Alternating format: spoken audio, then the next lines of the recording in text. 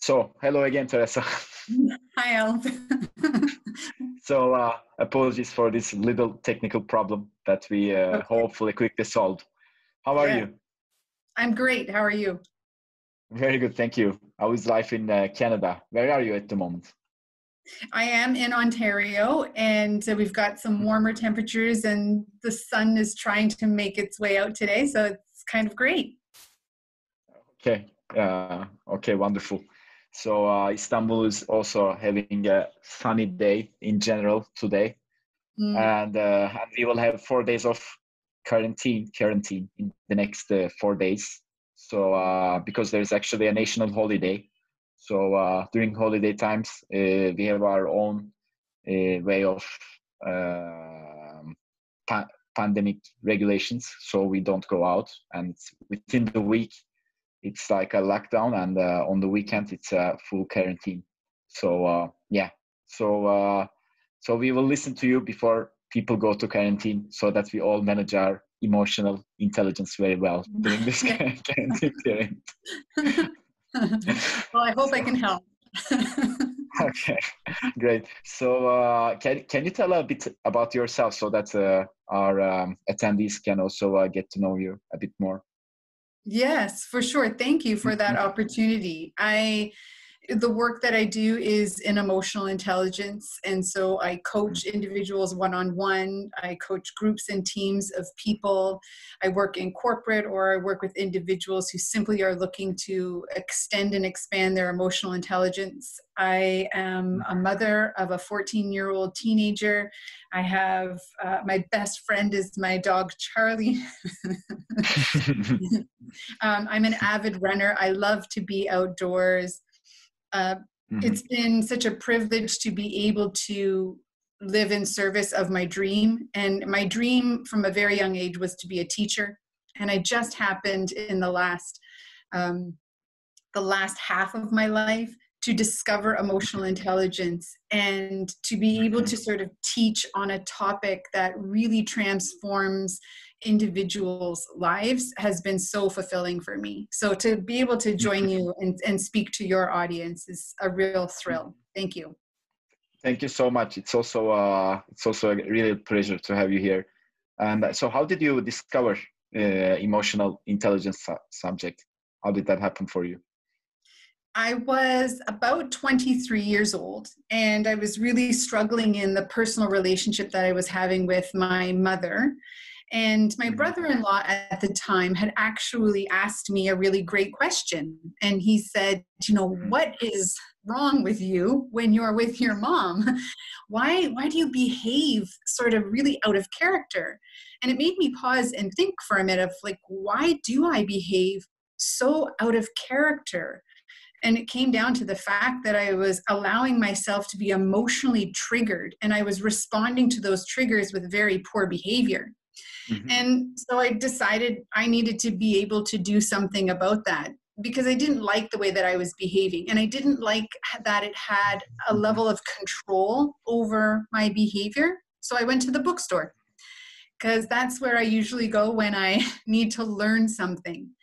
And I went to the self-help section, and when I landed in the bookstore looking at the books on the shelf, there was one book that was facing outward, and it was called Mama Drama. And I thought, well, that's just perfect. That's exactly the book that I need to be reading. And I pulled it off the shelf. And within the first few pages, it had these really powerful statements around no one makes you feel anything, you choose it. And everything that you choose is within your control. Stop giving away your power to other people. And these lines truly resonated with me. So I bought that book. And very shortly afterwards, I found emotional intelligence literature, books on emotional intelligence. And I started to read this particular literature. And in my own personal evolution, it changed me forever. From age 23 on, I was so much different in not just the relationship with my mom, but in every other relationship. And when I then stepped into leadership roles, I was better as a leader because of that. the journey of emotional intelligence is one that requires constant practice and growth and development. So I continue to practice and grow and development and read on it and read articles on it and read everybody's work on it and mastermind on it. It's such a great topic that allows you to continue to grow your skills in. Mm-hmm. Mm-hmm. Okay. That really sounds very exciting. And right now we are in a very unique period of our lives. I mean, both individually from an organizational perspective, but also globally. And it's so critical to manage our emotions so that we learn, so that we lead. It's important for executives, leaders, employees, mothers, fathers, family members. Actually, it's important for everyone. So that's why we want to speak to you. So how do we begin? Like you just talked about your emotional triggers with your mom. So I'm sure everybody here has their emotional triggers with their bosses, with their employees or partners or children. And so where do we begin? Like how like what's the first point? Like maybe you can guide us so that I can ask. Yeah. How do we get started? Where do we get started? Yeah. Emotional intelligence. So I study a model of emotional intelligence that has 5 realms and 15 skills. And when I work with individuals or teams, I use a profiling assessment for emotional intelligence that really does allow us to see, what are the baseline markers? Where as an individual or a team are you starting within your emotional intelligence skill set? Because the truth is, each of us, we have a full life of experience. And so each of us will already have some level of proficiency in our emotional intelligence skills. And we'll have more in some areas than in others. And that that's part of like our personality and our sort of makeup of who we are. And it's part of our experiences and what we were taught and how we were raised. And because emotional intelligence are skill-based, we can learn all of these. There's no inhibition, like our IQ, how smart we are, caps by the time we're 18 to 20 years old. So our capacity for learning and the depths at which we learn is static after we hit 20. But EQ is something we can develop our whole life. So for most people right now, there's 2 areas that generally we would start in. One is stress management. And then the other is our emotional self-awareness. So the reason I say stress management is because when our stress is so high, our amygdala, which is the oldest part of our brain, right at the back of our head, is on high alert. Like its job is to respond to threat and keep us safe. It's all about survival mode.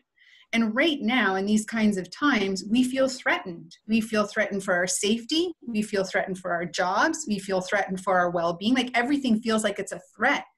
And so if we're paying attention to ourselves right now and asking the question, why am I so reactive? Why am I crying about everything or getting angry about everything? And like I'm this bundle of emotions and extremes. It's because we feel like we're under threat and our amygdala is going fight, flight, or freeze. It's responding, reacting. Now, if we're in this sort of emotional state or reactive state, the first thing we have to do is work on our stress management. Because in order for us to be emotionally self-aware, we have to get our stress low enough to be able to pay attention. Okay. So that means we should understand we are not under threat. That's the first step. Right. It can be the first step, is a little bit of objectivity of are you really under threat? So a lot of people will take the global information and integrate it as their identity. I am under threat because this is what's happening in the world. But if we minimize that information and just look at me right now, am I safe? Yeah, I'm good. Then we can start to manage our stress a lot better and be much more objective of, am I actually under threat or not? It's the same in the workplace. Like if we go back into the workplace and you remember maybe even 5-6 months ago when your boss came walking towards you, what happened to you emotionally? Did you feel your stress rise because they had that look on your face and you went, oh my God, I'm totally going to be under threat. And so we get into reactive mode even for things like that. So the second piece was around emotional self-awareness. And that's really the foundation of emotional intelligence, is learning to pay attention to the nuances that appear when we are having an emotional experience. And pretty much when we start to pay attention, we'll learn that our body gives us signals for every emotional state we experience before we think about it logically. Mm-hmm. Okay. We had a session about that a couple of weeks ago with a professor on psychology, but she was particularly focused on Gestalt philosophy. I don't know if you know about it. And actually, the main idea was the same, like observe your body so that you are aware of the situation you are in psychologically. Like your body is like the, how do you say? Like it's the first step to recognize. So is that what you are saying also? It is the first step. And that's why things like meditation and mindfulness are so powerful for individuals in emotional intelligence, because they give us a time and a dedicated practice to just be present with our body and recognize, what does it feel like? Like, what does my body actually feel like? An exercise I give every one of my clients is to it's a spreadsheet. It's basically a spreadsheet. And every hour on the hour for 2 weeks, they have to stop and scan their body. And in the chart, they simply write down, what do I notice in my body? Oh, I have a little like tightness at the base of my throat. My palms are sweaty. My stomach feels a little bubbly. The hair on the back of my neck is standing up. My cheeks are red. That's bi-weekly? They do this bi-weekly? They do it every day. Every day. Hour, okay. Every day. Every hour that they're awake. Yes. For 2 weeks. For okay. 2 weeks straight. Now, I make it this intense, like every hour that you're awake, because most people will do it 4 or 5 times throughout the day, and that's pretty good. Okay.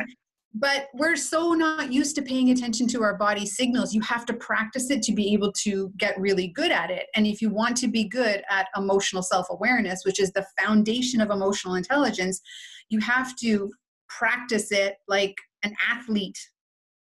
Mm-hmm. Okay? Okay. Yeah. So as this exercise continues, you stop, you scan your body, you write down the signals from your body, and then you write down the emotion you're experiencing. So are you happy, sad, angry? Are you fearful, surprised, disgusted? Are you frustrated, annoyed? What emotion are you feeling? And as you start to track this, you begin to amplify your awareness of what my body feels like to what emotion I'm feeling. And you get really good at going, look at that trend. Every time I get frustrated, I get like tension at the base of my throat. So that means if I pay attention to tension, then I would know that I'm frustrated before I let my thoughts amplify my frustration to anger, and then I behave in anger and I rub somebody the wrong way and I ruin a relationship. And now I have to repair a relationship. Okay. So you are saying then body first. Body right? first. Yes. Okay. But when it's like a real rapid, angry response, so does that still work? Well, emotional intelligence development is a process. And just like an athlete trains for game day. They do all of these exercises and skills outside of the game so that when they're in the game, they do a really good job. So when we think about our emotional intelligence development, we have to do these exercises outside of interactions with other people so that when we're with them, we do a better job. managing our emotions, and flourishing relationships, and paying attention to social cues, and all of that really good stuff that we want to see in life and in the workplace. Mm-hmm. Mm-hmm. Okay. So as I do exercises like in the background, what I'm doing is I'm training myself to pay better attention in the moment. So when I'm in a moment that is triggering me, I'm like, oh, there's that sensation of frustration. I know what it feels like. I might not know why I'm frustrated yet. Perhaps we haven't done that work to think about, why do I get frustrated when, Jim walks in the room and he just has to walk in the room and I totally get frustrated? Well, we have to not just know that we're frustrated. We have to know why. Why am I experiencing this trigger? What are my beliefs, my thought patterns, the programming I have stuck in my head? The history of all of my relationships shows up today. Perhaps Jim triggers something from my childhood. And so when he walks in the room, I'm not really responding to Jim. I'm responding to something in my childhood that's showing up in this moment, and he's just reminding me of it. So that exploration of why this thing is triggering me now leads us to the work behind resolving things, changing our belief pattern, changing the narrative that drives a lot of our emotional behaviors. Mm-hmm. Mm-hmm. Okay. You said that's like meditation and mindfulness have that a lot. Yes. Many people, I heard about many people, especially during the pandemic and quarantine times, trying to focus more on meditation, but they say, okay, everybody says, meditation, but it just doesn't work for me. Right. So do you have any advice for those people? Because yeah. I do. Uh-huh.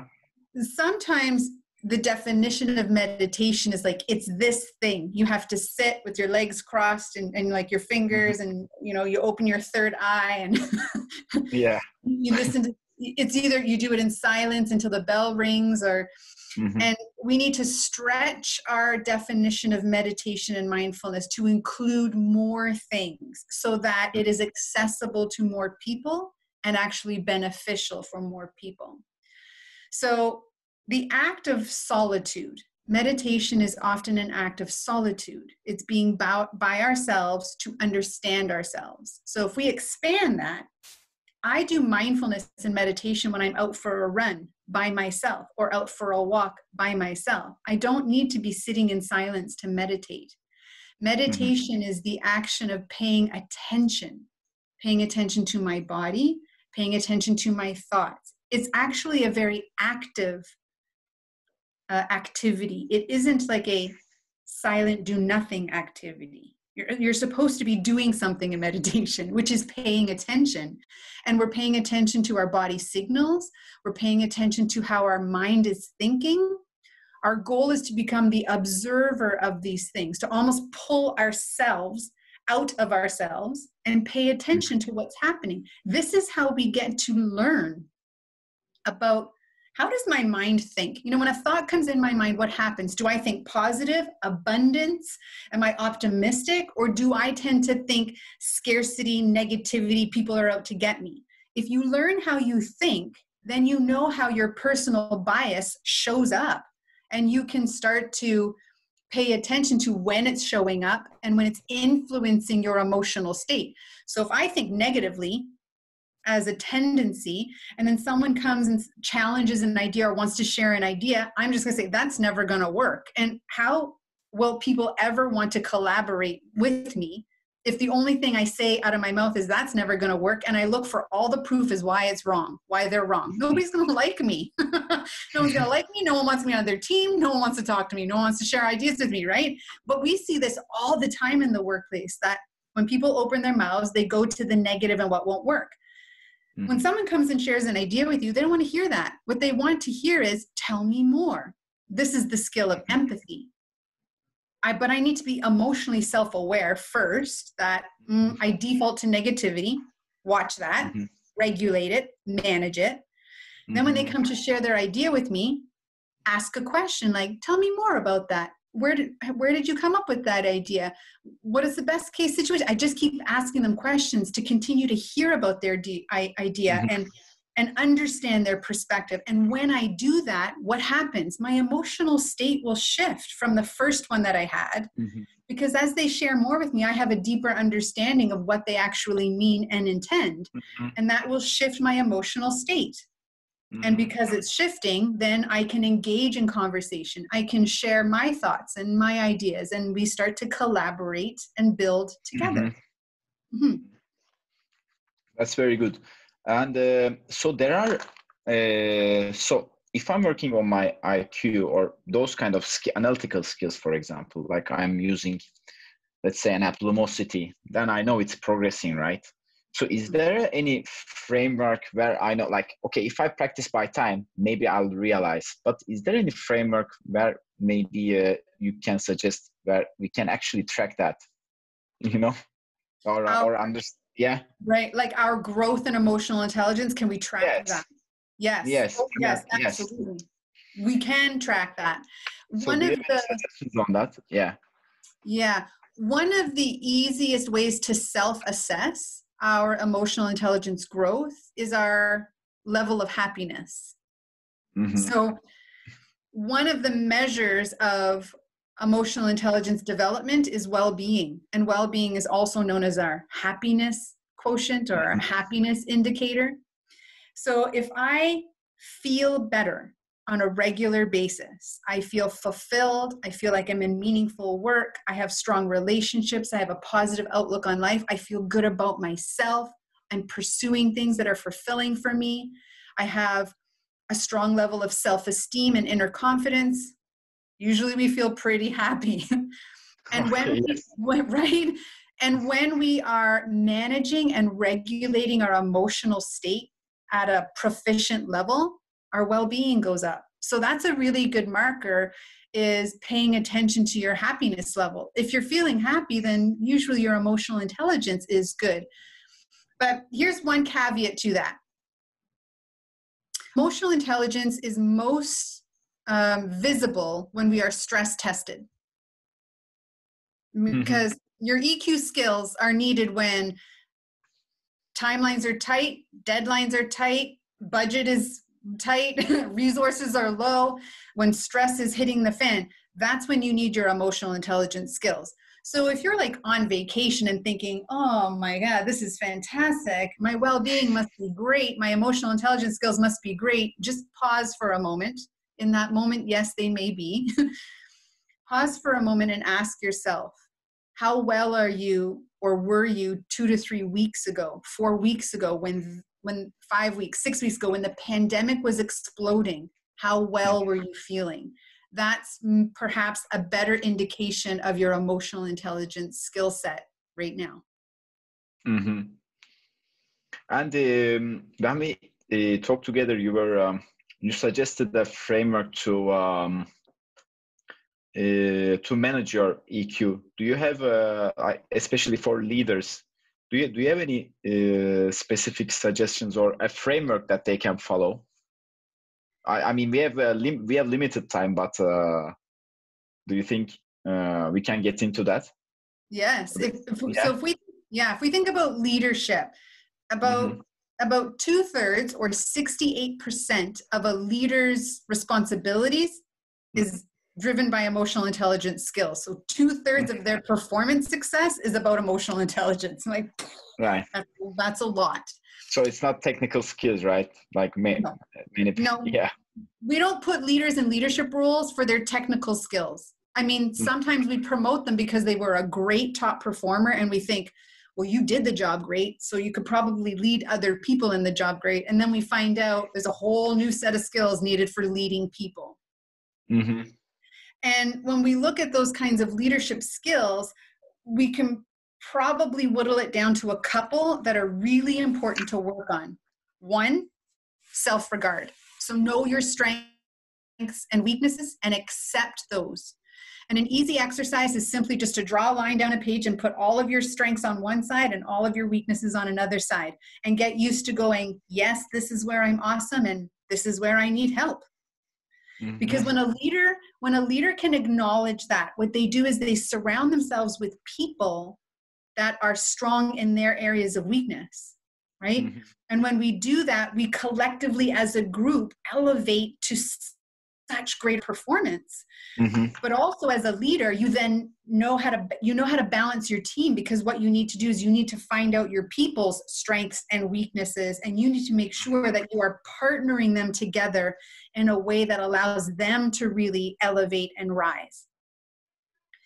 The next one for leaders is their stress tolerance. You have got to be able to cope with difficult situations, because when you're the decision maker, when you're the one responsible when stuff goes wrong, like you got to assume all responsibility when things go wrong. You got to give away all the recognition when it goes right. You got to be able to tolerate the stress that comes with those situations.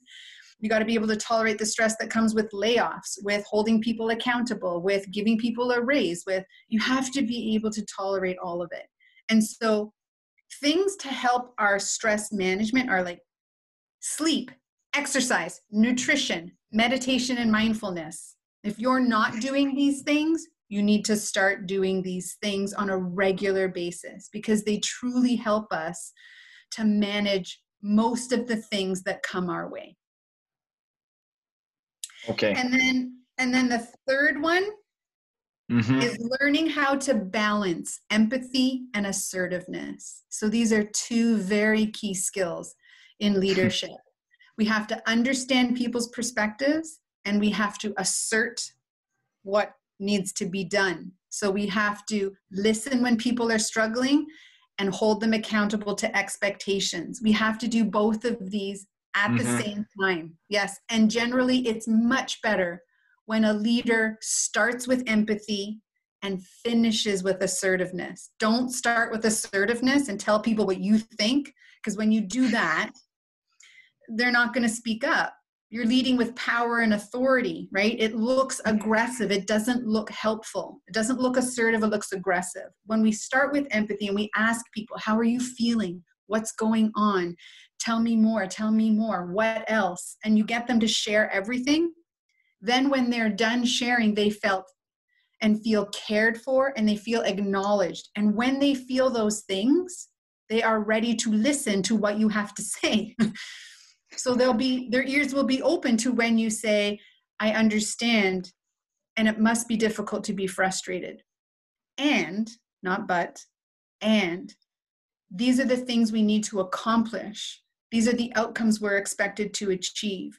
These are the values and behaviors that we don't tolerate in the workplace and we need to see in the workplace. Are you able to accomplish these today? And I understand you're frustrated, and I understand this is what's going on. This is also what we need at work. Can you do that today? And if they say no, then we come up with a creative solution. Do you need to take a day off? Do you need 20 minutes to grab a coffee and get some fresh air to come back recharged? Like, what do you need to be better? And if they say, yes, I can, you're like, great, let's go. And I'm here to support and encourage you as your leader. Okay. Empathy first, assertiveness later. Yes. Okay. Okay. And especially for, right now, the communication is obviously much more digital. And so it allows us to connect very rapidly, right? And very rapidly, and just like we connected right now, we can also connect globally, right? Yes. But at the same time, the communication style changed a lot. Like we have to handle those empathetic and also emotional conversations through digital as well, right? So so what do you think about that? What do you think that changes, or how do we manage that also? Ideally, we don't have those conversations digitally. Ideally, we pick up the phone and speak to them, or have a virtual, or have a virtual conversation like this. Mm-hmm. If we can't, like if you're like, I can't do it, which I don't really know why. Why wouldn't be able to? I think many people can do the video, but still it's different, right? It's different than being in person. So yeah, yes, it is, right? Our neural energy is like maxed out because when we're in virtual conversations, we can't see the nuances of our facial expressions. We have to get really close to the camera for you to pick up everything that's happening in my face. And yeah, so and you can actually use Zoom filters for your facial expressions. So you can, right? Yeah. yeah. So those things are so important to human connection, and they're so important to understanding deeper meaning. So when we're doing this, when we're texting or emailing, we lose all of that.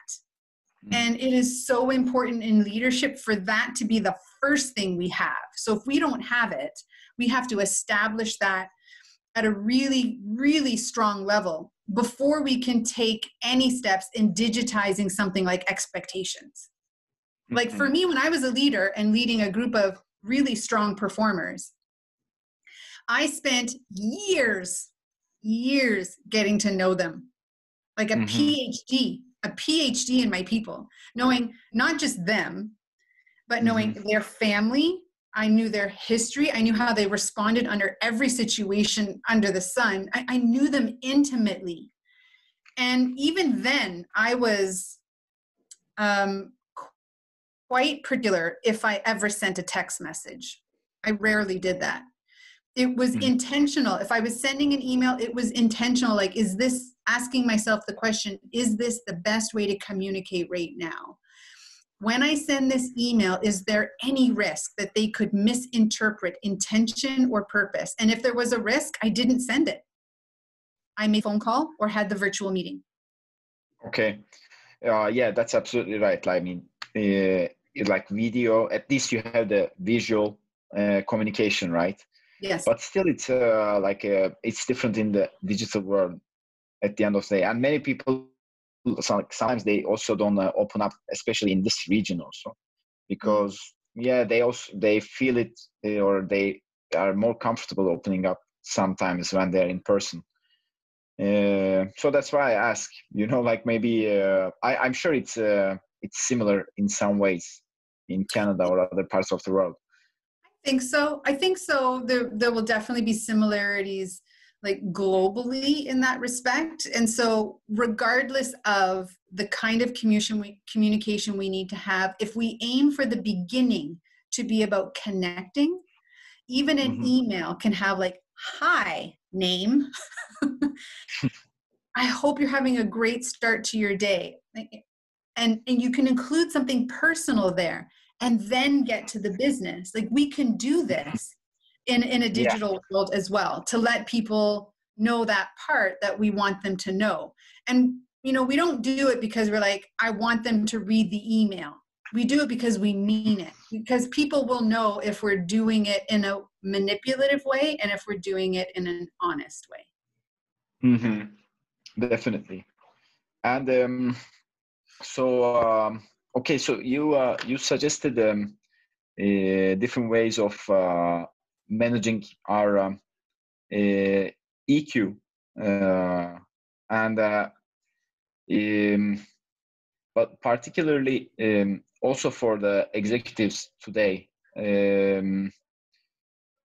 like also for we have many HR people that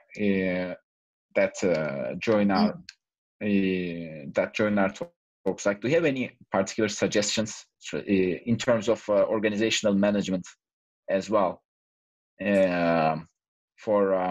particularly for EQ management? Yes, I do, because the applications of emotional intelligence in the workplace there's many of them.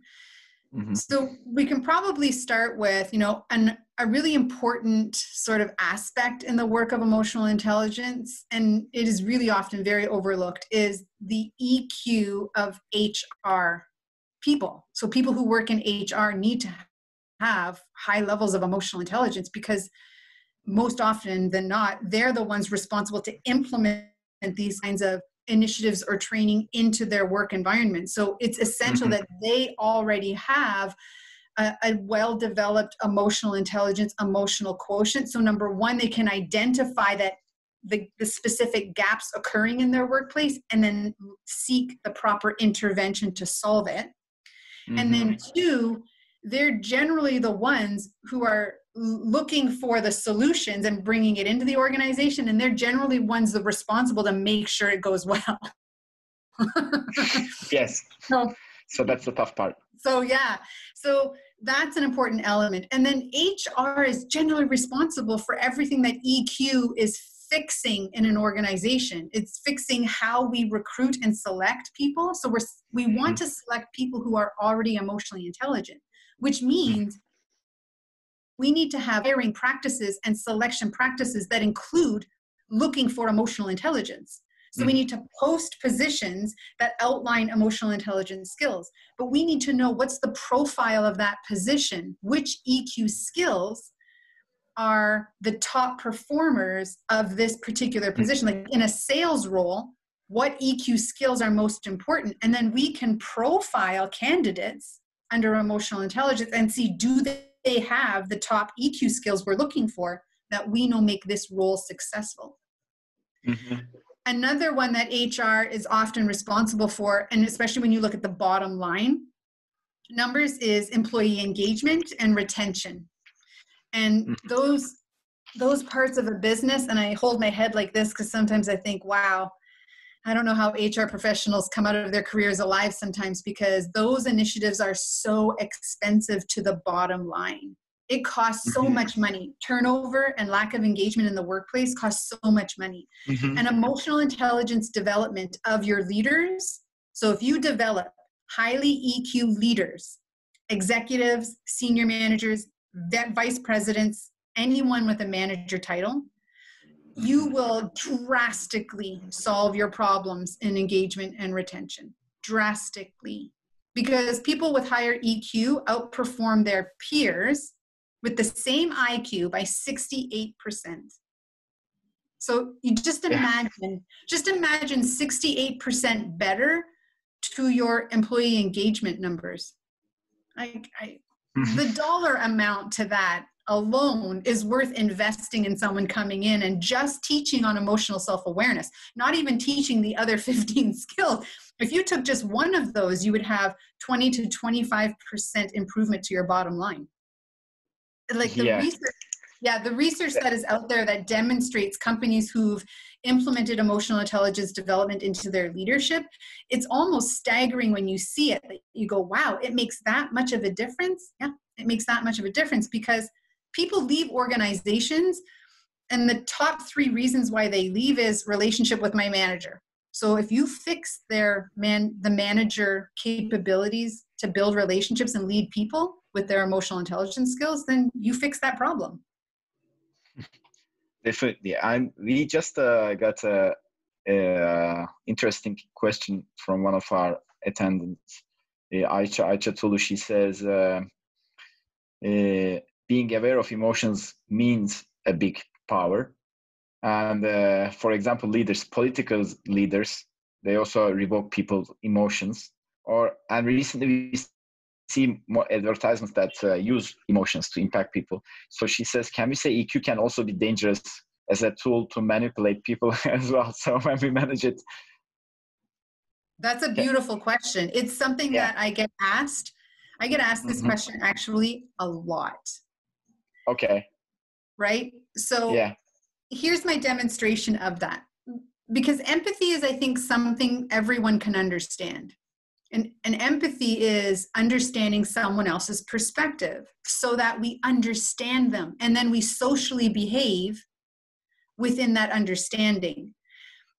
But people mistake empathy. People mistake empathy all the time. Sometimes people demonstrate empathy to a ruinous effect, where instead of understanding you and then behaving in that, what I do is I adopt your emotions. I absorb them. Now I'm totally empathetic because I completely understand you and I'm feeling what you're feeling. And now we go down this spiral of despair and helplessness and hopelessness. That's not helpful. That's not empathy. That's sympathy. Right? And then sometimes people try to demonstrate empathy in a way that is obnoxious. So it looks like the one-upper, that person who says, oh, you think you have it bad? Let me tell you what's going on over here. And then they're trying to get you to feel what they're feeling and understand their stuff. And it's totally obnoxious, because it's just like, I'm not even going to tell you about it anymore. You don't understand me clearly. And then there's the one who go about it doing it under manipulation. But we see both sides. People are so intuitive that when someone is trying to manipulate us by telling us they understand it, we feel it. We feel it between our heart and our stomach, right here. I'll stand up a bit, right there. That's our gut wisdom, our intuition, which is generally why the emotionally intelligent person will pick up on it and know exactly what it is.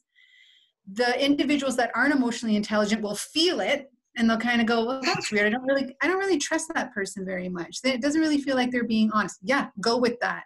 It's telling you that they don't really mean it, that they're trying to manipulate it to get you to do something. So when we feel that person isn't being emotionally intelligent, they're using it improperly, and they're not pulling the wool over our eyes, which is probably why we ask this question. And this question comes up is because, you're like, do they think they're being emotionally intelligent? No. They're using something to try and get other people to respond. Absolutely. It happens quite a lot in marketing and branding as well. I mean, we're trying to influence people to do things in the worst way possible. Yes. So when such thing happens, we look at our gut feeling, which is located here, right? Yeah, you'll feel it. Yeah, you'll definitely feel it. Yeah. So that brings us to the beginning of the conversation, being aware of the body then.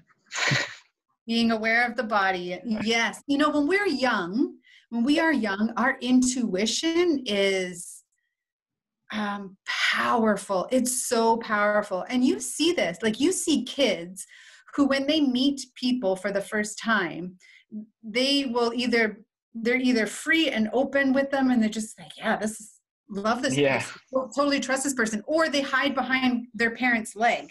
They're like, there's something I don't like here.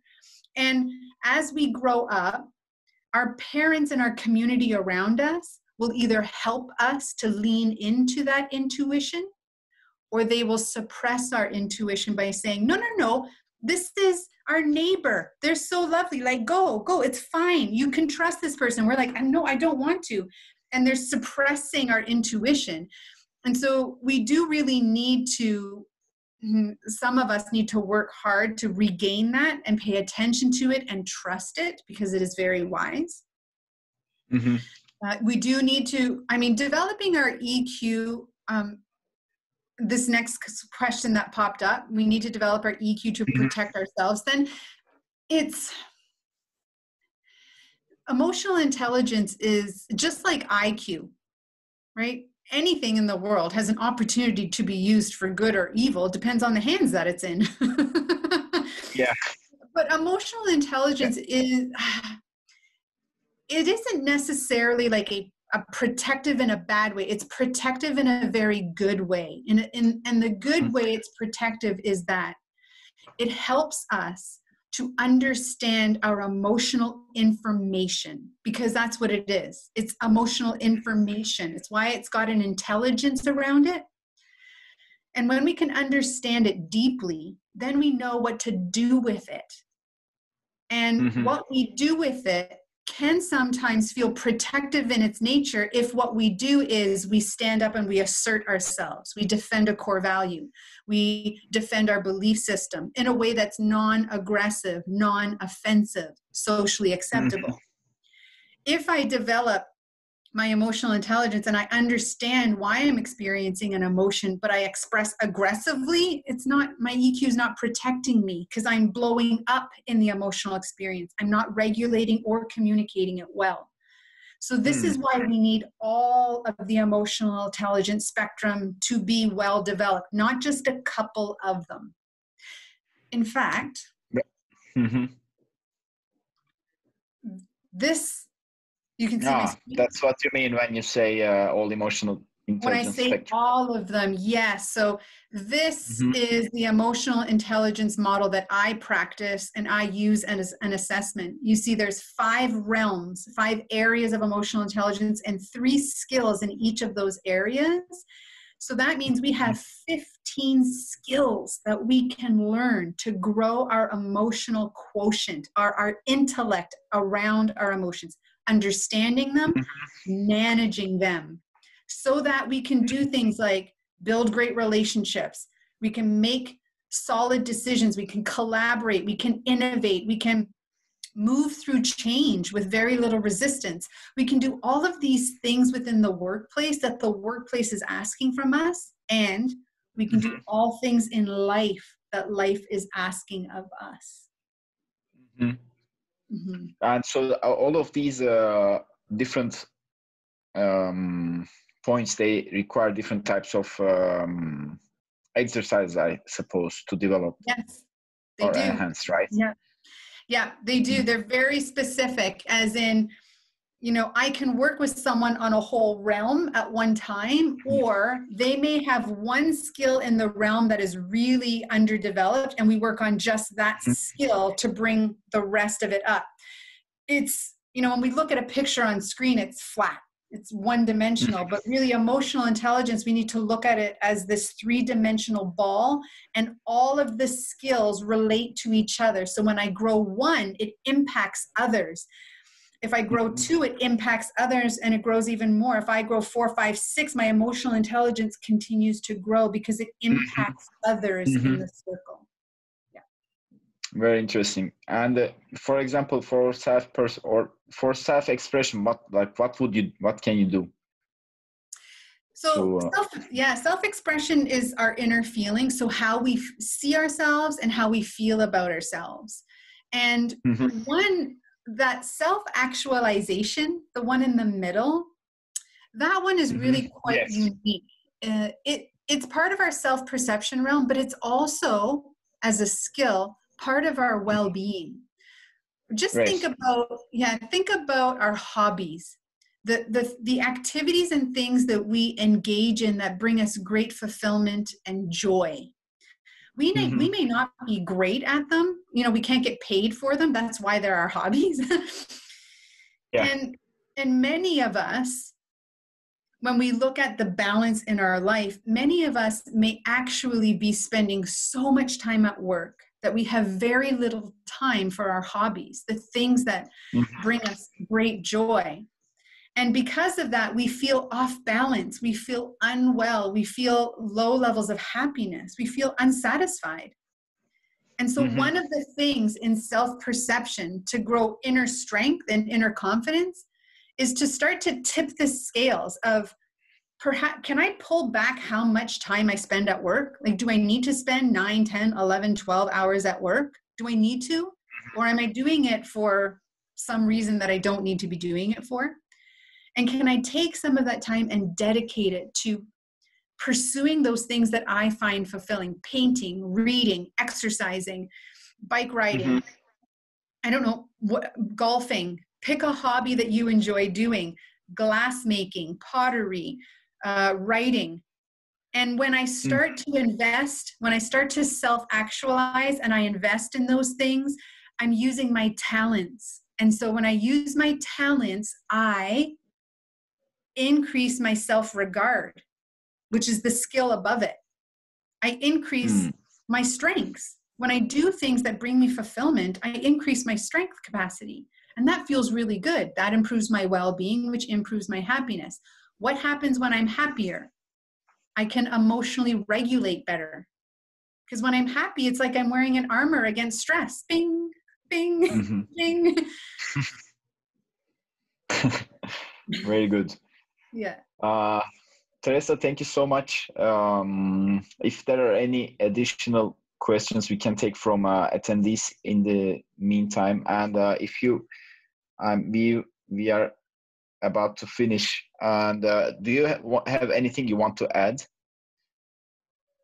There is this one question here by, is it Saray? Yes. So how do we support? supporting other people in finding their personal vision for their future, their life purpose. Right. Life purpose. Like, what is my dream? Why am I here? It was such a great question for people to ask. And there's a couple of things that obviously we can do. One is if we're in leadership, and yes, that's like a title. Yeah. We wear sometimes. When we're in leadership, one of the best things we can do for our people is simply ask. Like, ask them the question. What is your dream? What is your purpose? Why are you here? Like, what would bring you great joy and fulfillment to be doing? And sometimes that actually makes a lot of sense. But really, it seems so easy. It seems so easy, but it requires vulnerability. It requires vulnerability to ask that question and then create the space for people to share. You need for trust to exist for someone to really share that with you. And how do you get someone to trust you? Well, you have to do all of the things that create the climate for trust to exist. And then they pick whether they trust you or not. So you got to show up authentically. You have to share your purpose. You have to admit when you make mistakes, show people it's okay to fall on your face, get back up, we'll learn from it, we'll do better next time. We consistently do these things as a leader. I also believe what's really important is that if you have a personal vision for your future and a life purpose, and you've done the work to create it, tell other people about it. Show them what you did. It invites them to do the same. So we can influence by being authentic, by sharing. Let our light shine. Tell people what we're doing and be awesome so that they can go, oh, that looks like that would be really good because they're super happy and I would like to be happier. And